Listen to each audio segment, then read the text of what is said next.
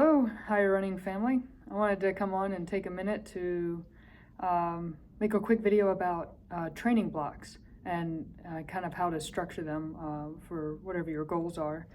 And I thought it would be a good idea maybe just to explain a little bit about my training block and how I manage training for which is the Houston Marathon coming up in about 2.5 weeks, and how I went around training for that with 12-hour shifts that I work. Work 4 to 4. So on days I work, I have to wake up at 2 and get some miles in, and then get a few more miles after work.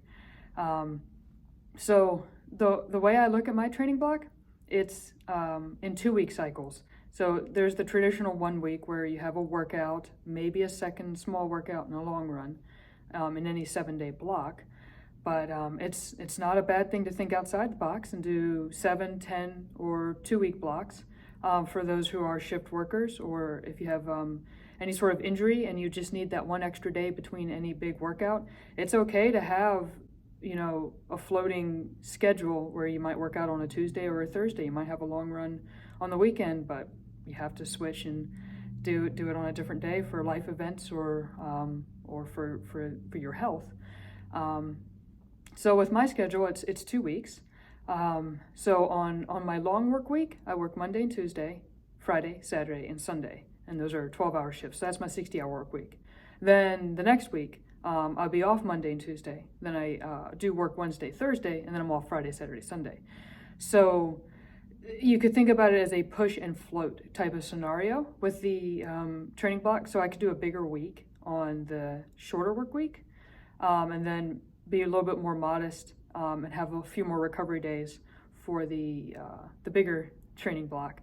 So I'm right now presently on my long work week. So for my running, I'll do a workout on Wednesday, which is my day off, and then I'll do a long run on Thursday, the other day off.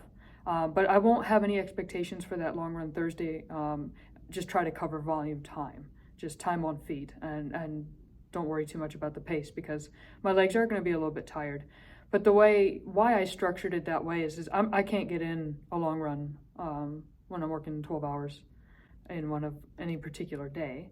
So, but there's nothing, as long as you can do it healthily, there's nothing wrong with doing a workout and then a long run the next day. I really do think it helps push, adaptation, aerobic development, things like that by doing work safely on tired legs.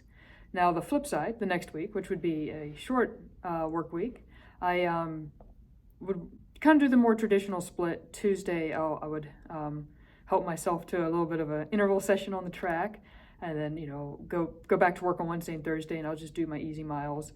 And then usually Friday, Saturday, I would knock out my long run and have hopefully some company. I do have some friends here, so I'm able to hop in some groups and enjoy the family we have here. Kind of just also the other part I wanted to line out was easy days easy. And when it comes to getting up at 2, it's rough. As I wake up at 2 and I'm running by like 2:12, I think is when my watch says I started my run for that morning. I'm not working out at 2:12 in the morning. I'm going to be a brick rolling down the road, and that's every time, and that's okay. It's, to me, I marvel at every time I'm able to get up and do it, and then get to work on time, barely, and then I always think of it as a bonus. Even if I need the miles, I always think of it as a bonus when I'm able to do the PM shakeout, and I keep it to 3 miles because just in, out, because obviously I need to get home, I need to eat dinner, and I need to look over any more uploads of training plans. So kind of is how my life is structured. I have 2 careers, so I'm shift working, and then I'm very fortunate, very blessed to be a higher running coach. So I do intertwine them and write training plans on my bigger days off, and then I'm always looking at everyone's uploads. It's a highlight of my day when I have a break.